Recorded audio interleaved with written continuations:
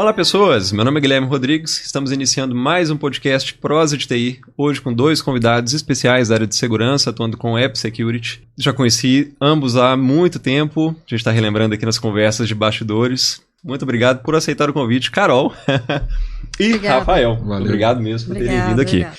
Bom, primeira a pergunta que eu faço para todo mundo é como que vocês começaram com TI, como a TI chegou até vocês, como que foi a trajetória, desafios, percalços, etc. Vamos começar com o Rafa. Rafa chegou aqui primeiro, a gente já estava adiantando essa conversa aqui antes. Mas e aí, como foi que a TI chegou até ti? Bom, foi uma trajetória longa, assim, né? Primeiro, quando eu estava naquele momento de decidir faculdade, eu não sabia ainda o que eu ia fazer, e a gente estava até falando de N coisas sem ser TI aqui antes. Eu achei até que eu ia fazer física quântica ou filosofia, mas não achei que eu ia fazer TI, por mais que eu gostasse de computador. E acabou que, na época, eu consegui pela nota ter o ProUni, aí escrevi em 5 faculdades, coloquei várias engenharias e por último eu coloquei sistema de informação. E acabei caindo dentro do sistema de informação. E achei que eu ia ser programador. Durante todo o período eu estava indo para esse caminho de programação, desenvolvimento, era o que eu mais gostava. E quando eu fui procurar estágio, eu entrei para segurança da informação. Foi meu primeiro estágio, a primeira coisa que eu fiz no mercado foi segurança da informação. E aí, desde então, não saí de lá. Isso foi 2010. Já tem bastante tempo, já tem 13 anos que eu estou em segurança. Teve um meio do caminho aí que eu parei de trabalhar com segurança, porque eu fui para desenvolvimento, eu quis desenvolver um pouco, eu fiquei 2 anos desenvolvendo. E acabou que esse conhecimento foi até bom, né? Hoje eu trabalho com Application Security, eu acho que a parte de segurança que eu mais me sinto à vontade para trabalhar, porque eu sempre senti muita facilidade de conversar com o desenvolvedor, né, conversar com a área de segurança, então meio que ficava como essa ponte para conseguir fazer os dois lados. E aí foi isso, assim, foi esse processo para chegar na TI em si e depois chegar na segurança, basicamente. Inclusive, fazendo um adendo aí, grades de sistemas de informação têm uma abordagem muito mais para sistemas do que para redes e infraestrutura, né? Exatamente. Te ajudou nessa bagagem demais, né? E tanto que o começo da minha carreira, ela foi em data center, né? E eu tive que aprender muito de infraestrutura na prática. Né? Desenhar diagrama Visio de hack de servidor. Tudo isso a gente foi aprendendo no dia a dia, porque realmente eu tinha uma bagagem boa de desenvolvimento, eu entendia bem de código, eu entendia bem de metodologia de desenvolvimento, mas não entendia nada de segurança, não entendia nada de infraestrutura. E assim, eu acho que isso já mudou muito desde então, né? Já tem evoluído bastante as graduações nesse sentido, mas realmente ficava bem aquém, né? A gente chegava meio que no mercado sem entender quase nada de infraestrutura e tal. E acho que a Cloud também ajudou um pouco nisso, né? Cloud ficou meio que misturada, infraestrutura e aplicação e código, então isso facilitou o pessoal, mas acho que um tempo atrás não era tão fácil assim. Eu não sei se hoje está tão fácil também para quem está entrando, porque as grades mais novas eu vejo pouca abordagem em infraestrutura, em redes, em conectividade, está muito já pensando em cloud, mas aí a bagagem que eu preciso antes, cadê? E aí acho que é meio que o mercado vai demandando, né? Hoje acho que tem demandado pouco das pessoas elas entenderem a infra baixa, né? A gente quase tinha... Quase não, né? A Carol acho que botou cabo de rede. Eu não cheguei nisso. Eu curto bastante. Eu não cheguei nisso, mas tipo assim, você tinha que chegar no nível mais baixo para entender a tecnologia mesmo. Talvez você não precisava entender como é que uma placa funcionava, mas antes disso você precisava entender tudo. Hoje tá muito abstrato, né? Há uma abstração muito grande, que eu até acho que atrapalha de certa forma. Tá tão abstraído que quando você precisa aprofundar sobre como que aquilo funciona, às vezes a pessoa ela não consegue chegar lá embaixo. Como é que chegou nesse momento, né? Como é que chegou nessa aplicação? Como é que chegou nesse formato? E tem N coisas para trás que às vezes a pessoa não tá entendendo. Então, realmente, isso é um problema, né? Acho que a abstração demais atrapalha o conhecimento. Massa.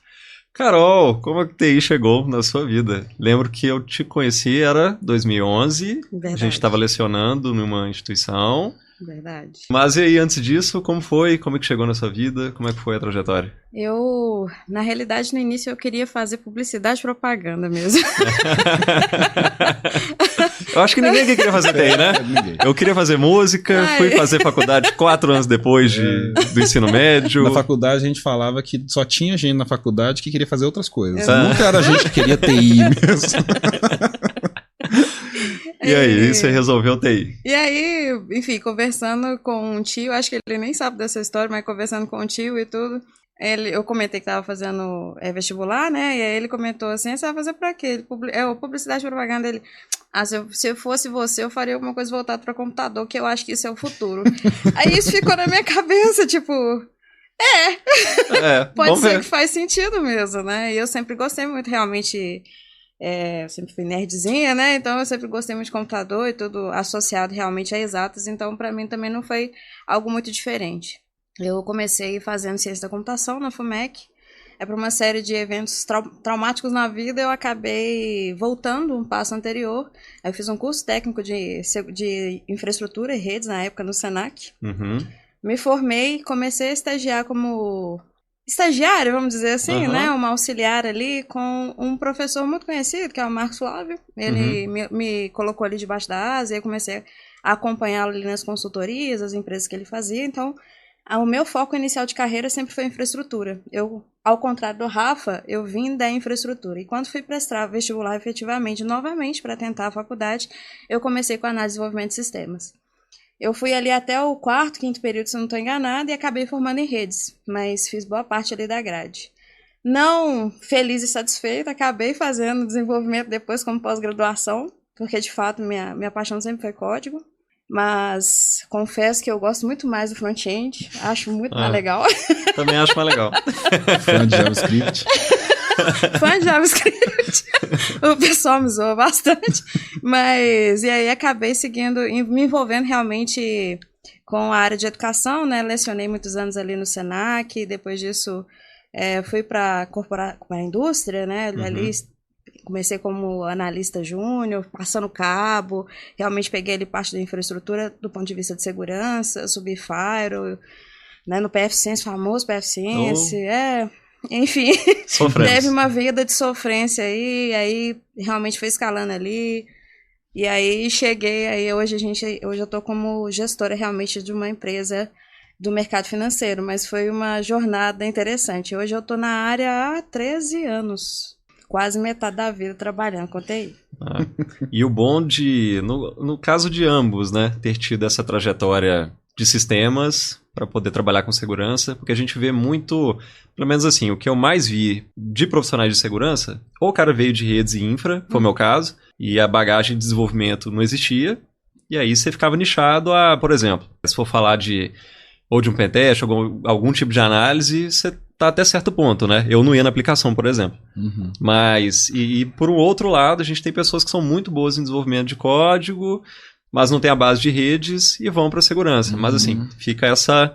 sempre deficiente em algum aspecto. E no caso de vocês dois, vocês tiveram a oportunidade de ver os dois mundos, estudar os dois mundos, para chegar em segurança já com uma bagagem mais robusta, né? Ou ir construindo ao longo do tempo, que foi o seu caso, né? Você começou estagiando e depois precisou de ver redes e infraestrutura. Exato. Mas, enfim, gostaria de perguntar com base nisso, o quanto que ter visto essas diferentes disciplinas ajudaram a entrar no mercado de segurança. Porque eu vejo segurança como um segundo degrau da escada, né? A gente depende de conhecimentos básicos ali antes de redes ou conectividade, dependendo do que você vai fazer, ou de código, dependendo do que você vai analisar. E aí ela vira uma segunda área, né? Não necessariamente uma primeira.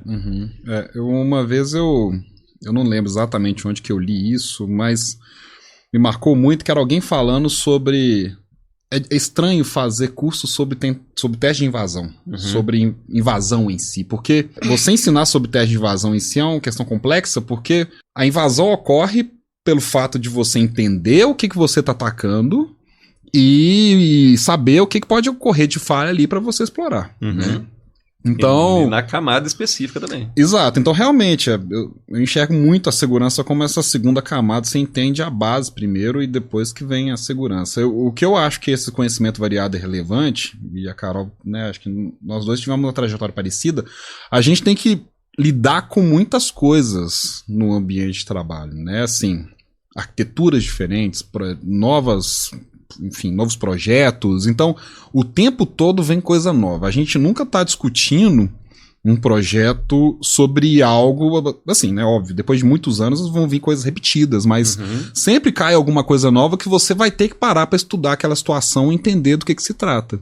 E sempre quando a gente está falando de segurança, a gente acaba tendo que pincelar todas as áreas. A gente vai ter que falar de banco de dados, privacidade, de infra, de redes, enfim, a gente vai ter que entrar em todos os meandros. Essas disciplinas diferentes para poder entender o que está acontecendo ali. Exatamente. Né? Então, até mesmo tem discussões, né, sobre a relevância da graduação para o profissional. Eu sou um defensor da graduação porque eu acho que é um local onde você é exposto a diversos conhecimentos, né? E que deveria, né, pelo menos te dar essa base conceitual para poder galgar novos passos ali. Exatamente, para conseguir olhar para todos esses lados. Exato. E até um ponto polêmico, o pessoal comenta, poxa, não tem pergunta boba. Tem pergunta boba. O lugar de você fazer uma pergunta boba é na escola, é na faculdade, quando você vai aprender ali realmente a base, quando você vai aprender ali o conceito, por que as coisas funcionam dessa forma, por que conectar dessa forma. Quando você está no ambiente de trabalho, existe pergunta boba. Você está numa cadeira como alguém que defende, que está defendendo o interesse da instituição com base, né, ali nos preceitos de segurança, tem pergunta boba. Então, é importante que o profissional que queira, de fato, entrar na área, entenda isso. Então, assim, entrar no mercado achando assim, poxa, a base eu não preciso, eu vou ali no Google rapidinho e resolvo, isso não funciona na prática. É muita demanda, ainda é mais muita segurança. tecnologia, é muita coisa. Se eu não sei a base, se eu não sei o conceito, não adianta, como o Rafa falou, a gente é bombardeado o tempo todo de novas tecnologias. Se eu não tenho uma base ali para aprender rápido, absorver rápido, entender rápido como fazer a recomendação, o mercado vai me engolir, porque infelizmente ele não está preparado para essa demora. Eu tenho que ter um time to market muito agressivo. E eu só consigo desenvolver isso enquanto profissional se a minha base está boa, né? E isso significa que eu vou conseguir absorver esse conhecimento, eu vou conseguir ter respeito dos meus pares. E eu só faço isso se eu não faço pergunta boba. Teve uma vez que eu fui fazer uma entrevista e a pessoa que me entrevistou falou assim, eu preciso de alguém que não fique... Eu não lembro exatamente as palavras, mas meio assim, você não vai ter... Que não precise do domínio completo da situação para dar uma recomendação. E na época eu fiquei assim, não faz sentido. Assim, né? Como assim? Eu preciso do máximo possível de informação e para conseguir dar uma recomendação mais assertiva possível e tal. E aí, ele, enfim, né, eu dava nos meus poucos 20 anos, a pessoa que me entrevistou é uma pessoa mais velha, depois acho que ao longo do tempo você vai entendendo do que se trata. No dia a dia da empresa, realmente, não é que você tá dando recomendações erradas, né? Mas você não tem muito tempo, né? É tudo muito rápido, você vai ter que pegar N informações e poder... Então, assim, quanto mais conhecimento básico você tiver, menos errado você vai estar nas suas recomendações, porque segurança é complexo. Você nunca sabe se você está dando uma recomendação, assim, o perfeito, né? A perfeição da recomendação seria fazer isso aqui, com toda essa criptografia, com tudo isso aqui. Tá, mas você sabe que se você aplicar isso, alguma coisa vai parar de funcionar. Ou o trabalho da pessoa não vai funcionar mais, ou o processo não vai andar mais. Então você vai ter que estar muito preparado para poder, às vezes, abrir mão de alguma coisa ou outra. E esses conhecimentos básicos, esse tudo que você vai juntando ao longo da vida, vai te dando mais sabedoria para poder recomendar algo, sabe? Assim. É um trade-off total, né? Porque eu tenho que abrir mão de alguma coisa para ou usabilidade ou segurança, né? Exato. Você tem esse fluxo. E tem uma outra questão que não necessariamente é a recomendação perfeita, né? Complementando o que você tinha falado, mas que essa base, ela pode te ajudar a encontrar a solução do problema com menos tempo. Exato. Que aí na hora que você tiver que pesquisar algum detalhe que, isso aqui é novo, é uma tecnologia nova, ou é algo que, esse conteúdo eu não sei especificamente, mas se o restante você já tem a base, você consegue procurar aquele mais rápido e ajustar. Exato. E, assim, a base mesmo, assim como o Rafa, eu também sou uma defensora absurda realmente da formação que a gente tem em faculdade, etc. Eu acho que isso é extremamente importante para o profissional de TI, porque é importante que esse conhecimento tácito ajude o profissional também a racionalizar sobre as coisas. Ou seja, a faculdade ajuda a ensinar a pensar, né? Ajuda a ensinar a fazer esses trade-offs, entender as coisas sobre uma visão mais holística. Hoje a gente tem muita dificuldade realmente de ter esse tipo de profissional em segurança. Geralmente são pessoas muito focadas, são pessoas que estão muito... Isso não é ruim, né? Você tem um especialista ali, poxa, ele quer se desenvolver naquela tecnologia, mas aquela tecnologia ela tem um propósito. Ou seja, ela fornece algo para uma empresa. Então, eu preciso ser capaz de olhar além da minha especialidade. O que aquela tecnologia promove, como que eu ganho dinheiro com aquela tecnologia, né? Porque alguém tem que pagar o meu salário no final do dia. Então é importante que o profissional ele aprenda a ser holístico. A gente vê muito isso na faculdade. Muita gente não gosta, por exemplo, poxa, para que eu vou escrever um artigo, uma dissertação ou algo nesse sentido? Tá aí o motivo. É você aprender a ver a coisa sobre um cenário mais amplo, é dizer, aqui eu preciso abrir mão de determinadas coisas porque eu preciso atender uma necessidade de negócio, obviamente tudo isso dentro de um contexto, né, controlado. E, além de tudo, além de estruturar o pensamento ali do profissional, a faculdade em si, ela efetivamente te dá a base daquilo que você sabe que você não sabe. Isso é muito importante. Hoje, principalmente o Juninho, a pessoa que começa nova ali no mercado de segurança, sentou na cadeira de Juninho, a minha dica para todo mundo que está sentando na cadeira de Juninho agora é: saiba o que você não sabe. Isso é vital. Saiba o que você não sabe. Sentou na cadeira, faz o mapa. O que esse cara sênior sabe que eu não sei? O que esse cara especialista sabe que eu não sei? É o momento de você sentar e aprender. Saiba o que você não sabe. Isso é extremamente importante. A gente estava até trocando, eu e o Rafa, esses dias, sobre o quão rico é quando um profissional chega numa entrevista e fala: isso eu não sei. Porque é de um autoconhecimento absurdo hoje que falta muito no mercado. E de humildade e sinceridade, né? Que às vezes falta em processo seletivo. Exatamente, isso eu não sei. Porque aí a gente consegue aqui do outro lado da mesa mapear, poxa, essa pessoa não sabe isso, mas tem outras skills aqui. Isso aqui a gente consegue fazer um ramp-up rápido de conhecimento, parear ele ali, rapidinho ele sobe, né? Então esse autoconhecimento é extremamente importante para quem está chegando. Não basta só você chegar lá e falar: não, eu sei muito isso aqui. Não, você não sabe, você é Juninho, você acabou de chegar. Então senta aí. Não vai sentar na janela, tá? Exato, senta aí e vamos entender o que você não sabe. Esse é uma visão muito interessante para se ter. E é algo que é muito legal, que é trabalhado realmente dentro da faculdade, que a gente precisa realmente reforçar, porque a gente precisa de profissionais que sejam capazes realmente de ter essa visão mais holística das coisas. Gente, essa foi uma dica importantíssima. Pessoa de segurança atua com gestão, né? Eu vou te perguntar daqui a pouco sobre dificuldades que você deve ter no processo seletivo para entrevistar candidato novo. Mas antes disso, a gente precisa conversar um pouquinho sobre carreira em Y, né? Quando a gente chega num divisor da carreira, a gente tem aqui, só contextualizando, acabei não falando muito na introdução, mas hoje os dois trabalham juntos. Porém, a Carol atua como gestora e o Rafael atua como especialista. Então, queria perguntar duas coisas sobre esse ponto. Quando que foi o momento que vocês viram que seria mais interessante ir para uma área ou para outra, ir para gestão? Porque é um momento da carreira que a gente chega que a partir daqui eu não consigo especializar mais, né? Tô como sênior, mas e aí? Né? Qual foi o momento que vocês viram que seria ideal conduzir para um ou para outro? E depois, qual é o papel esperado de cada um desses? Qual que é o papel esperado do especialista, da cadeira de especialista e da cadeira de gestão? E, enfim, a troca que os dois têm no ambiente corporativo. Bom, eu nunca quis ser gestor. Eu ainda não quero ser gestor. Bom saber o que você sabe, o que você não sabe, o que você quer e etc. Acho que começa por aí, né? O que você não quer? E assim, né? Isso pode mudar, isso é óbvio. A gente vai mudando ao longo do tempo. Mas no momento eu ainda gosto da visão técnica, eu gosto ainda de poder trabalhar em arquiteturas, definir e tal. Mas enfim, então assim, como é que é esse processo para mim? Eu tava, né, como analista, aí você chega, júnior, pleno, sênior, aí você começa a tentar se enxergar para que lado você vai, você começa a tentar ver como é que lado você vai, se você vai querer ser gestão mesmo, e se você vai técnico, qual a forma de atuação. E aí, hoje, até trabalhando com a Carol, acho que eu tenho mais percepção do que o especialista é esperado dele, né? Que seria esse nível acima, tal qual um líder, mas aí voltado mais à técnica. O que eu entendo hoje é que o especialista, primeiro, ele tem que ser uma pessoa com uma base muito boa mesmo, assim, porque o especialista, ele é como se fosse um alvo, né? Ele é uma pessoa que você espera vai ser sempre requisitada, sempre vai ser requisitado, quando tiver algum problema, algo muito específico. Isso, ele vai ser julgado no sentido de o que você está falando, né? Ele vai ser ouvido, obviamente, como você tem esse cargo de especialista, você vai ser ouvido, mas ao mesmo tempo ele vai ser batido, né? O que você está recomendando vai ser esmiuçado e tal. Então, esse conhecimento básico é muito relevante ainda. Então, eu preciso estar sempre com conhecimento técnico alinhado, atualizado e tal. Não quer dizer que eu preciso saber de tudo. Tem outras pessoas com outros tipos de conhecimento, mas isso é muito relevante.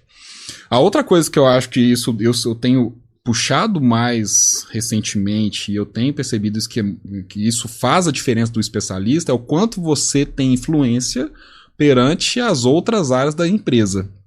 Antes de eu ser especialista, eu comecei a tentar ver formas de trabalho dentro das empresas, e eu vi que tinha algumas empresas que tinham um cargo como se fosse um entusiasta de segurança. Então seria uma pessoa mais livre que poderia conversar com diversas áreas.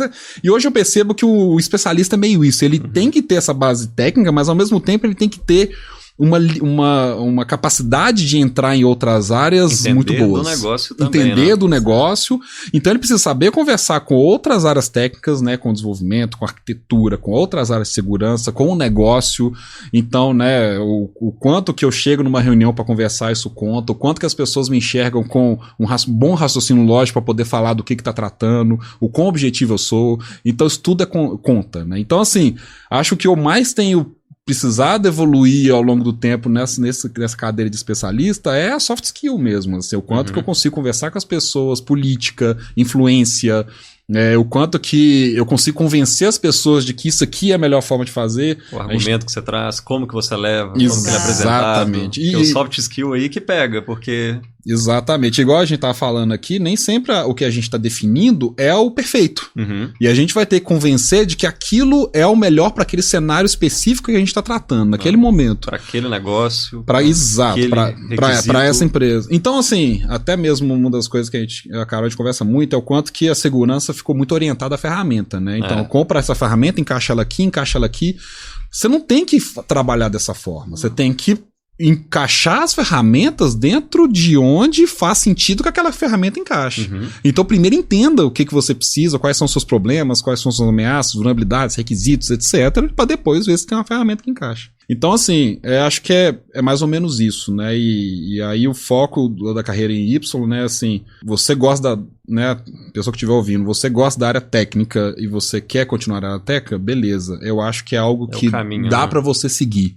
Mas saiba que não é simplesmente fazer mais do mesmo. Isso. Não é simplesmente achar que você vai ser um analista e vai continuar sendo analista e você é um especialista porque subiu de cargo. Não. Você está sendo cobrado tal qual uma outra área estratégica, né? Como um gerente, como um coordenador. Espera-se que você atue em outras áreas dessa forma, só que com conhecimento técnico mais avançado. Até porque, às vezes, nem é papel do especialista o hands-on. Não sei como implementar. Você vai especificar para o analista implementar, exatamente, vai validar requisito e etc. Exatamente. Perfeito. E gestão. O ponto da gestão em si, quando eu cheguei realmente ali como analista sênior, eu percebi que eu gostava muito de gente. Eu acho que esse é um pré-requisito principal para você, de fato, trabalhar ali uma gestão, né? Porque você precisa gostar de gente, porque o papel de um líder, na verdade, é entregar valor através das pessoas. Então, eu preciso ter um olhar muito apurado realmente para as pessoas, para as habilidades, para as soft skills necessárias e colocar as pessoas certas nos lugares certos, nos projetos certos. Isso requer um trabalho imenso, realmente, quase que estratégico mesmo, de utilização de recursos. Isso é extremamente importante e escasso, principalmente dentro do contexto de segurança hoje. Então, dado esse contexto... Quando foi o momento que você exato, viu que... Dado esse contexto em si, eu percebi que na cadeira de analista sênior, eu passava muito mais tempo, meu tempo mais gostoso é quando eu sentava e conseguia entender, por exemplo, por que aquela pessoa não conseguia fazer determinada atividade, do que simplesmente ensinar para ele. Qual que era a dificuldade que ele estava tendo? Talvez ele não tinha tanta habilidade com isso, talvez ele tinha mais habilidade com aquilo.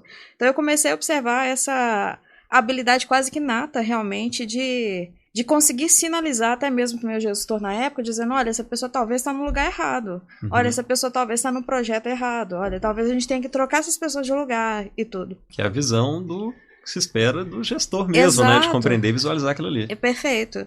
E eu tive muita sorte, porque eu tive não só bons gestores ao longo da minha carreira, eu tive gestores ruins também, no qual... É muito importante isso, né? Que a gente aprende o que não fazer. Isso é super legal. Então, eu tive gestores ruins, que eu aprendi o que não seria uma boa gestão, mas tive gestores muito bons e pessoas que realmente viram em mim ali um potencial e que começaram realmente a abrir meus horizontes a respeito do potencial que eu poderia ter para liderar.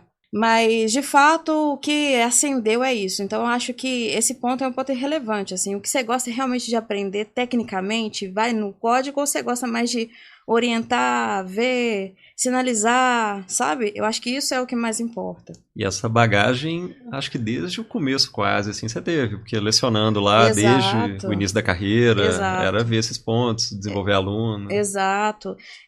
Isso sempre foi muito latente, eu acho que essa veia realmente é liderança.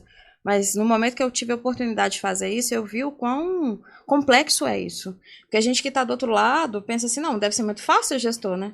Não é muito fácil, é muito complexo mesmo. Então, assim, você se sente bastante perdido às vezes, porque você tem demanda, você tem pessoas, aí você tem pessoas com conflitos, então é muito complexo. Então, para mim, foi um ponto de virada de carreira, realmente, quando, de fato, eu tive a oportunidade de conversar com um gestor que eu admiro muito até hoje, Jorge Fabre. Se você algum dia ouvir, fale para a câmera.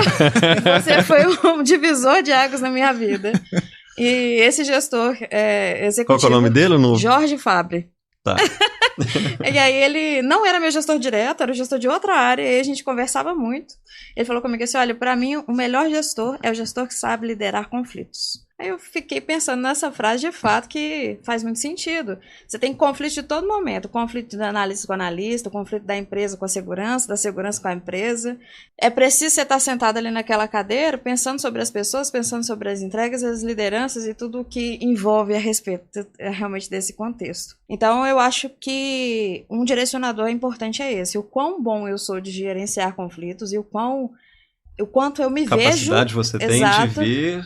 essas pontos coisas, a melhorar, né, também. Exato. Plano de desenvolvimento. O quanto eu vejo, o quanto eu sou capaz de liderar com esses conflitos, o quanto eu sou capaz de enxergar genuinamente as pessoas e o quão eu sou estratégico realmente com esses recursos. Eu acho que essa tríade é que eu preciso ser realmente apaixonado para poder fazer um shift de carreira ali em algum momento. E quando a gente fala de TI, a grande maioria das pessoas que eu tive contato havia uma dificuldade de relacionar, de conversar, de identificar essas questões, ter essa percepção, porque não é muito humanas, né? A área puxa muito para essa questão mais racional e exatas, e isso fica um pouco perdido. Inclusive segurança, eu nunca concordei que fosse uma área de exatas, assim, óbvio, né? Uma área exata, assim. Mas a gente é tão mais demandado para a parte social, de convencimento, de conscientização, de política mesmo, porque é uma questão política, a área de segurança é muito política. Eu sempre lembro do fórum do Linux, que teve uma vez que o Linus Torvalds falou que correção de segurança sempre viria em segundo lugar comparado com features. Então, assim, eu sempre levo que eu, como profissional de segurança, tenho que entender que meu trabalho, ele vem em segundo lugar. Primeiro vem a entrega do serviço. É o que demanda o negócio, né? Exatamente. O que vai atender a necessidade do negócio. Exatamente. Então, lidar com isso, assim, lidar com conflitos, lidar com essa parte social mesmo, tudo isso, às vezes, eu acho que é muito mais relevante hoje em dia para a segurança do que até mesmo conhecimento técnico. Não que você não tenha que estudar, mas mas... aqui, eu falava um pouco disso em sala de aula, porque quando a gente fala de segurança, pensando lá na ISO, pessoas, processos e ferramentas. 2 aqui eu não tô falando de software, não. Exato. Então, exatamente. Cara, a segurança aqui pensando em ferramenta é um dos 3 pontos. Exatamente. Exatamente. E é muito importante até mesmo que a pessoa que chega em segurança, ela tenha essa visão, né? É extremamente importante, até mesmo para o gestor, ter essa visão técnica. Apesar de ser uma pessoa de gestão, de estar ali próximo, de querer realmente entregar resultado através das pessoas, eu também gosto muito da área técnica. Mas isso não é o meu trabalho principal. Eu acho muito importante o gestor ter essa visão. Você precisa entender tecnicamente, porque você está ali gerenciando pessoas técnicas, então falar a mesma língua é extremamente relevante, né? Ter a mesma linguagem, mas você não é responsável pela solução técnica. Então, se colocar no lugar no qual eu consigo ampliar os meus recursos, dar para eles as ferramentas corretas, os lugares corretos, os projetos corretos, para que eles consigam trabalhar, é muito interessante e é uma visão muito importante para todo mundo que for trabalhar com gestão. Porque não é sobre você, é sobre a equipe. Você passa a ser um facilitador muito grande ali do resultado. Então, precisa-se ter essa humildade para checar o seu lugar, sabe? Entender o seu papel ali. Exato. O que eu acho legal que a Carol falou a respeito do gestor também ter o conhecimento técnico, eu acho que o fluxo, né, a gente trabalha muito junto diariamente, eu acho que o fluxo costuma ser assim, o gestor ele precisa demandar a pessoa técnica algo, espera-se que a pessoa técnica vai entregar algo e que o gestor tenha um conhecimento para conseguir discutir se aquilo que está sendo entregue pela pessoa realmente faz sentido. Faz sentido ou não. Eu acho que é basicamente isso, é conseguir dar liberdade para a pessoa trabalhar e conseguir discutir com ela o que ela está colocando, né? No sentido de qual conhecimento técnico necessário para um gestor, né? Ele não tem que propor a solução, por isso que tem pessoas abaixo dele, mas na hora que a solução vier, ele precisa ter um conhecimento mínimo para poder discutir o quanto que aquilo faz sentido. Exato, e até mesmo do ponto de vista que talvez o analista ou especialista não consegue olhar, por exemplo, qual é o impacto disso no negócio, qual é o impacto disso em outras áreas. Exato. O quanto de recurso a gente vai precisar para manter essa solução arquitetural em pé, né? Essa recomendação de segurança em pé. Então, são visões, inputs importantes do gestor, principalmente no planejamento e entrega de uma atividade. Ele precisa aliar o conhecimento dele técnico, tácito, com, de fato, a estratégia da empresa e onde ele está inserido. Isso é extremamente importante e relevante.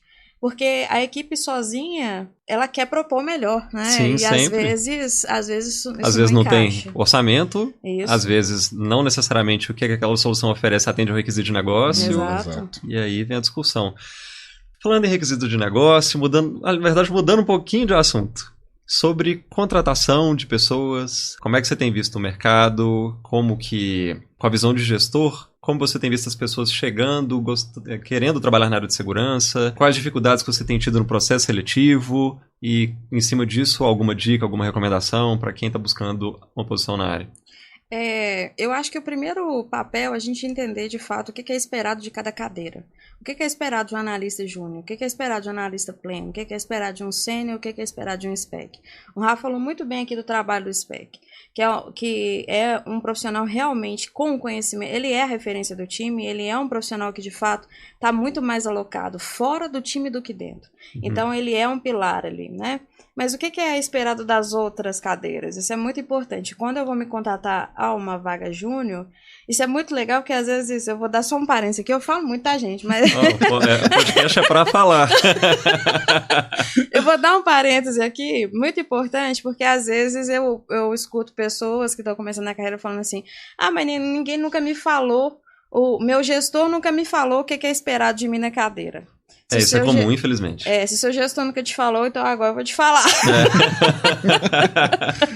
O analista júnior, na realidade, é aquela pessoa que geralmente ela não tem muito conhecimento da área, ou ela acabou de sair da faculdade. Significa o seguinte, ela está sentada naquela cadeira para fazer atividades supervisionado muitas vezes. Ela vai fazer trabalhos que são pouco nobres, vamos dizer assim. Mas a ideia é que ela sente naquela cadeira rápido, porque ela precisa aprender. Então, a ideia de trazer uma pessoa júnior, se você está contratando uma pessoa júnior, você precisa sentar nessa cadeira e fazer as coisas acontecerem dentro daquilo que é te proposto.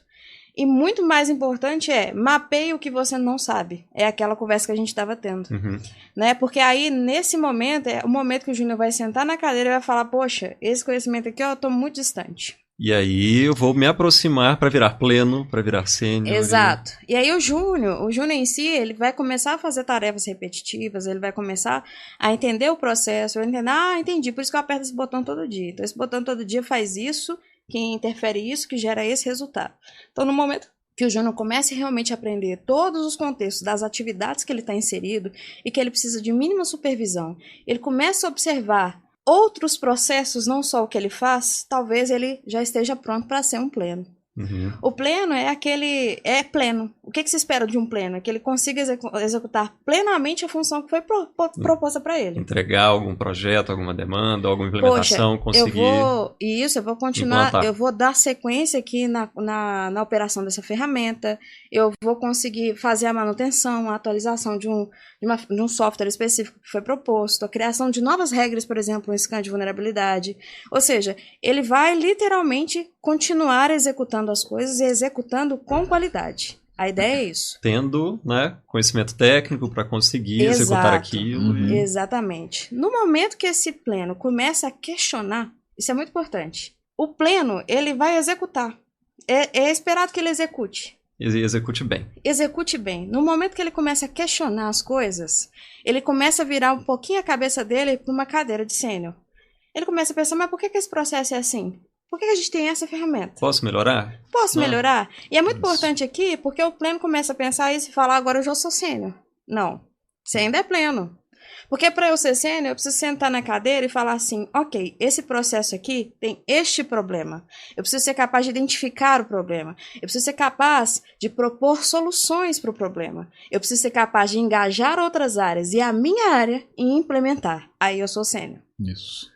Aí eu tenho soft skills também envolvida, que até então no pleno não era tão exigido. Exatamente. E é muito comum o pessoal achar que, não, eu tô fazendo isso aqui muito bem e muito, né? O que me pediram para fazer, eu tô fazendo, eu tô fazendo muito e tal, então eu posso subir de cargo, mas não é isso. É, porque aí a gente tá falando de hard skill, né? Isso. Conhecimento técnico. Exato. Não é Isso. lidar com pessoas, não é soft skills. Isso. E o que a gente tá esperando ali é que a pessoa ela consiga abrir a cabeça para pensar de uma forma diferente. E muitas vezes a pessoa vai ter que provar que ela vai poder subir, né, de júnior para pleno, de pleno para sênior, justamente assim, olha, eu tô vendo que isso aqui é um problema, eu acho que a gente podia fazer desse jeito.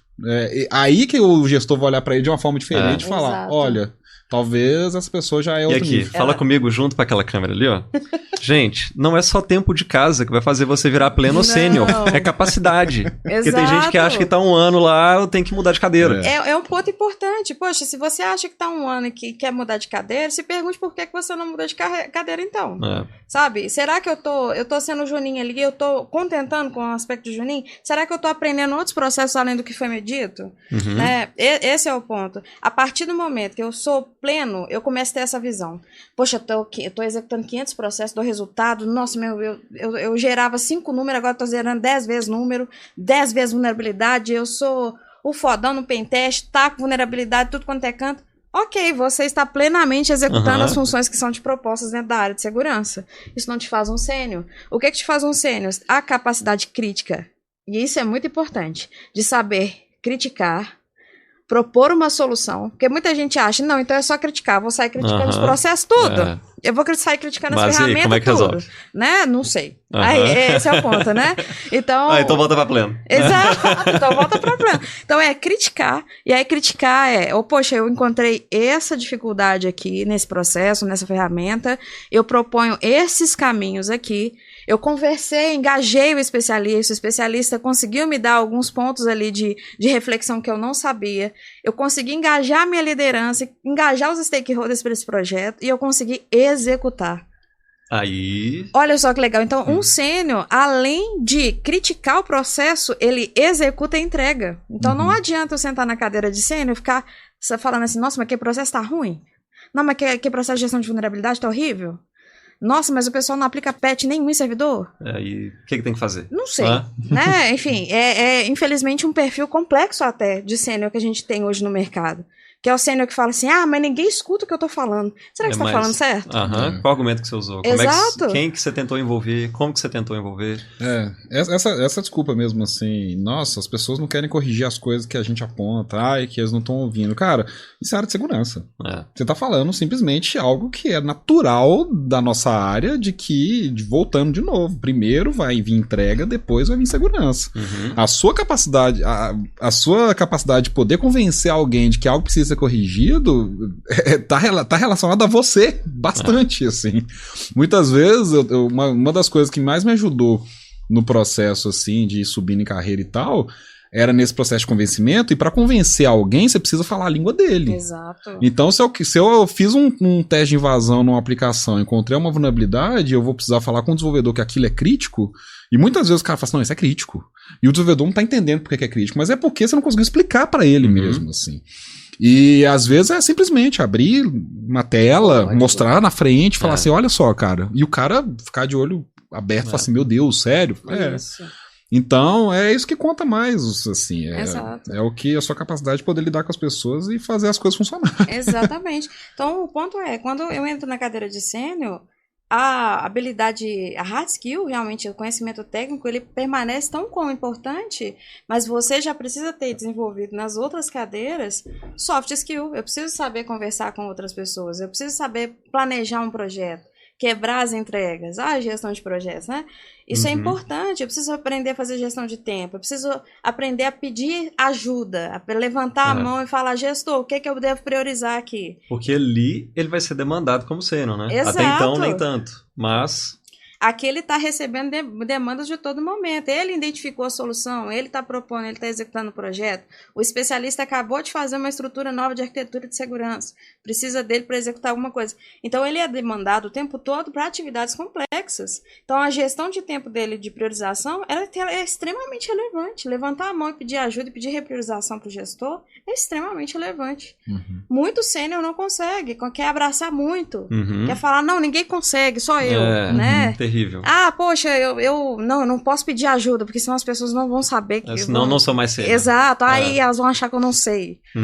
Sabe? E aí volta que a gente falou, de humildade, de conseguir pedir ao gestor, olha, eu não sei isso, vamos capacitar? É importante também falar que, tipo assim, a gente também passou, a gente cresceu na carreira, e não quer dizer também que o que a gente tá falando agora, a gente sempre lidou dessa forma. Não. E como que a gente não tivesse feito coisa errada e tivesse agido de forma errada, cara, é um processo de realmente maturidade, né? Agora... Óbvio que a gente fala isso olhando 13 anos para trás do que a gente já trabalhou, e olhar para trás e falar do que dá certo é muito mais fácil do que enquanto tá funcionando. Falando em tempo, para especialista, qual foi o período que levou do início da sua carreira lá no estágio até se tornar especialista? Essa é a minha primeira vez como especialista, né?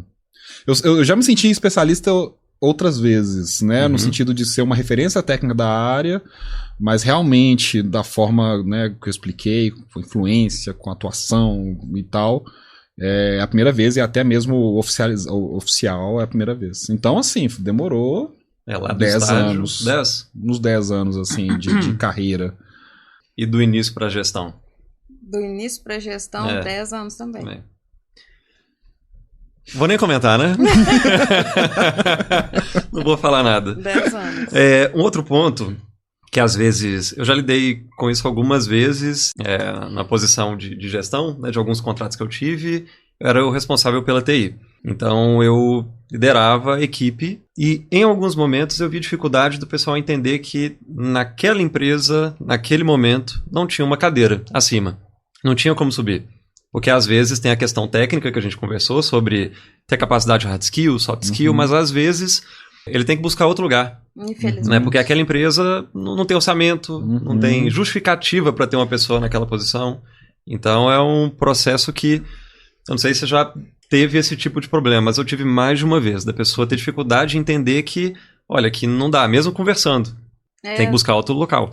Acontece, assim, e é sobre aquilo que a gente estava falando sobre o autoconhecimento de si próprio, né? Saber o que eu não sei e saber o que eu sei. Saber o que eu sei também é tão importante quanto saber o que eu não sei. Então, se em algum momento a empresa não te permite mais esse crescimento, não te permite mais aquilo que você de fato precisaria ali receber em retorno do trabalho técnico que você está executando, é importante sim viver outras experiências. E antigamente eu tinha uma visão muito assim, poxa, eu gostaria de ficar em uma empresa e fazer carreira lá. Hoje em dia eu tenho outra visão. Eu acho que é super importante realmente a gente ter ciclos ali dentro, né? Porque a gente aprende pessoas, a gente aprende processos, a gente aprende outras formas de trabalhar. Então, é importante eu ter um objetivo pelo qual eu estou indo ali para aquela empresa. Poxa, aquela empresa não é só pelo salário, né? Isso é importante, obviamente, né? Todos nós aqui temos contas a pagar. Mas boletos. Exato, mas é importante eu entender ali o que aquela empresa me oferece, sabe? Poxa, eu nunca trabalhei numa área de saúde, seria legal entender o que seria de segurança ali para a área de saúde. É um desafio diferente, tudo. Se a área de saúde já não me remunera da forma como eu gostaria, ou eu não tenho um cargo de acordo com as minhas habilidades... Cara, vamos buscar no mercado. Vai embora voar. E tem que separar as visões, né? Você tem a visão da empresa, tem a visão do profissional, Exato. né? A visão da empresa é óbvio. Você sempre vai querer manter aquele profissional, a pessoa que já entende do mercado, do negócio, né? do negócio, do contexto, das ferramentas. Mas ele vai ter que pensar na visão dele, da visão da carreira. O que é útil pra você? Às vezes a gente vai falar, pô, aqui você tem isso, né? Aqui tem XYZ que é relevante pra você, e talvez seja mesmo. Mas ele que vai ser o responsável pela carreira dele, então ele tem que decidir. Exatamente. E realmente... Seja protagonista da sua carreira. Defina, né? Gente, o papo foi maravilhoso. A gente podia continuar aqui muito mais tempo. Tem muito assunto para render. Mas, para fechar, qual dica que você traria, pensando em hard skills, para quem quer ir para a área técnica de segurança? Que recomendação, qual dica você daria para esse profissional que está iniciando? Bom, eu acho, primeiro, tem que estudar muita coisa, assim, você tem que estudar diversas áreas. A minha forma de lidar com minha área sempre foi de curiosidade. Até mesmo no começo da carreira, eu preciso, Rafael, vai lá e faz uma política de segurança sobre backup. Então, eu vou estudar sobre backup. Então, eu preciso entender como é que backup funciona, eu preciso entender aquelas letrinhas, RPO, RTO, exato. Eu preciso aprofundar nisso para poder fazer uma política. Então, eu preciso conversar com alguém de backup, né? Já que eu estou dentro de uma empresa, eu posso aproveitar os especialistas e tal. Então, acho que isso é muito importante, né? Você precisa estudar sobre diversas áreas. Eu acho que o problema, né, até mesmo para os nossos tempos atuais, é o quanto que a gente quer estudar tudo ao mesmo tempo. Aí isso é um problema também. E isso não resolve. Você precisa criar você precisa estudar alguma coisa, priorizar, estudar uma coisa de cada vez e tal. Mas é isso, assim, eu acho, não foca só em estudar segurança, foca em estudar tudo. E para mim, assim, entenda programação. Entenda um código, entenda, mesmo que seja saiba JavaScript. Fazer um if, né? Exato. Que seja um JavaScript. Mesmo que seja um Que seja um shell script. Qualquer coisa, mas aprende a programar, porque eu acho que pra mim, pra Carol, isso fez muita relevância, né? É óbvio, né? A gente tá falando sobre o que a gente vive hoje, que é application security, então a gente sempre vai enviesar pra esse forte, lado. Né? Foi mas isso foi forte pra gente, isso foi uma forma da gente poder ir em lugares onde a área de segurança não entrava, né? A área de segurança era muito clássica, muito infra. Então acho que nessa visão de hard skill é isso, mas obviamente não foque apenas nisso. Procure outras formas. Então, assim, até mesmo, cara, vai fazer uma terapia, sabe? Tipo, vai se conhecer, vai entender suas limitações, seus problemas, porque isso reflete um trabalho. A gente fala assim, não, eu deixo o trabalho para depois das 18 horas, eu não lembro de trabalho mais. Mas, pô, a gente sabe que essas coisas se misturam, né? Às vezes o seu pessoal vai afetar o trabalho vai afetar o pessoal, então se entenda. Porque isso ajuda muito, né? Acho que a gente diminui o quanto que é importante você estar bem consigo próprio para você trabalhar bem, né? Então, sim, conseguir entregar, conseguir... É isso. Fazer uma pergunta um pouquinho diferente. Se hoje você pudesse voltar lá na Carol 10, 12 anos atrás, quando você estava começando, o que você falaria para ela, em termos de carreira? Para pensar na carreira? Faça terapia. Além da terapia. Eu acho que, de fato, talvez ali o conhecimento... Acho que realmente eu me aprofundaria, principalmente em linguagem de desenvolvimento. Realmente... Hoje eu realmente gosto de, apesar de todo o bullying, eu realmente gosto de JavaScript, mas realmente eu me aprofundaria muito mais em desenvolvimento. Eu acho que hoje, no mundo que a gente está, faz muita diferença, assim, ser capaz realmente de ver código. Então, apesar de gostar, boa parte da minha carreira, principalmente no início na base, ela foi infraestrutura.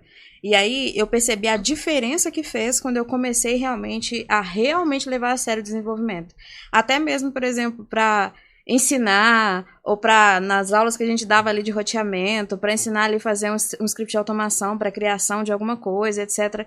Tudo isso fez muita diferença realmente na minha maturidade profissional, de entender as coisas. Então, eu acho que desenvolvimento é uma área muito importante, ela é muito ampla, né? Demanda realmente ali pôr a mão na massa, entender, subir código, testar. Não é simples, não é trivial. Até porque, voltando aí às aulas de roteamento, Firewall também a gente pode falar regra, toda análise, a gente está falando de tomar de decisão que é a base de código lá, de um if, de porta lógica, você tem uma condição que acontece, então roteamento é isso. Código está em todo lugar, né? Todo lugar. A gente fala assim, infra e código, cara, isso nunca foi separado, né? A infra está em cima de código. Então não é um algoritmo de roteamento. O algoritmo, cara, código, velho. É código. Exato. Então eu não acho que programação, lógica e tal deveria ser algo que você escolhe saber ou não, sabe? Eu acho que a base da computação é programação, então como que você trabalha numa área que você não sabe como é que isso funciona, entendeu? Ainda mais para a segurança. Eu acho que isso é extremamente relevante. Eu acho um profissional de segurança hoje. Mas eu trabalho especializado em segurança de infra. Ótimo. Quer dizer que você tem conhecimentos muito bons em infraestrutura. Mas você minimamente tem que entender que a infraestrutura está ali para suportar uma aplicação. Existe uma aplicação ali, seja ela tem a qual camada for. 7 ali, gente. Exato. Né? Não paro na 4, não. Exato. Então, minimamente eu preciso entender, mesmo de alguma linguagem de programação, entender isso mesmo, porque de fato tá a base. Mas eu trabalho em telecomunicação fazendo rota. Ótimo, mas o próprio algoritmo de roteamento é um algoritmo. Né? Então, até para entender melhor como ele funciona. Exato. Se você tiver um conhecimento de código, vai ajudar. Exatamente, é isso aí.